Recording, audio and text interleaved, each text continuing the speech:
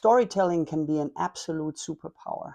When you're telling a story and people are engaged, they know what you're talking about, it's very, very important that you give them also a real life example. So whenever you are presenting something in procurement or maybe as a supplier, also tell a story.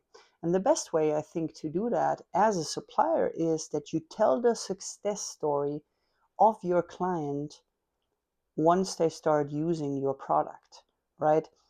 Example, you are going to use me as a transportation provider and you're going to hit a 98% service level over the next 5 years. Because you're doing that, you will have more time as a buyer right now or as a procurement professional to focus on strategic tasks like planning maybe a different lane that you want to bid out, or you have more time now to go and strategically plan with your business owners what other businesses can be consolidated, which then in turn leads to you being more successful in your job and then getting a promotion. Of course, as a supplier, you don't know if somebody's going to get a promotion in the end, but you want to tell somebody how they're going to be successful. And of course, these stories, when you tell them, when you're presenting to somebody, they start and then there's a little bit of suspense that is building up, and then there's a climax, right, which is the end result, which would be, okay, you have more time to focus on strategic initiatives, you are less of a firefighter and so forth. And I think in maybe 90% of circumstances, that is a very, very good strategy to follow, that you tell a story about how your client is going to be successful. And here is the one situation where this is absolutely useless and you're going to ruin your relationship. When things are going wrong, you have to start backwards. You have to start with the climax. So let's say the result, right? You're going to tell somebody, here, this is what's happening, and then this is how we got there. And then, of course, you also have to go down the valley again. You have to explain how you're going to provide a solution.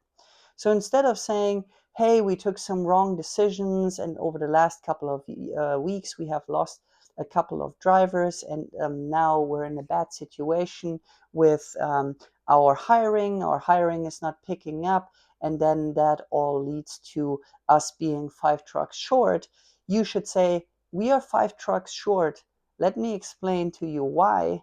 It's because our HR is not or our HR measures aren't as effective as they should be, and we have lost a couple of drivers, but here is how I'm going to fix this. We're going to a trade fair or a job fair that we're going to attend, and this is our plan to make this better. What this does is, you don't want any suspense in these bad situations.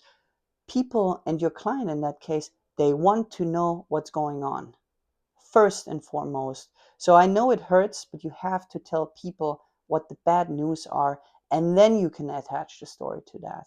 So this is the one case where you don't want to tell a nice and compelling story.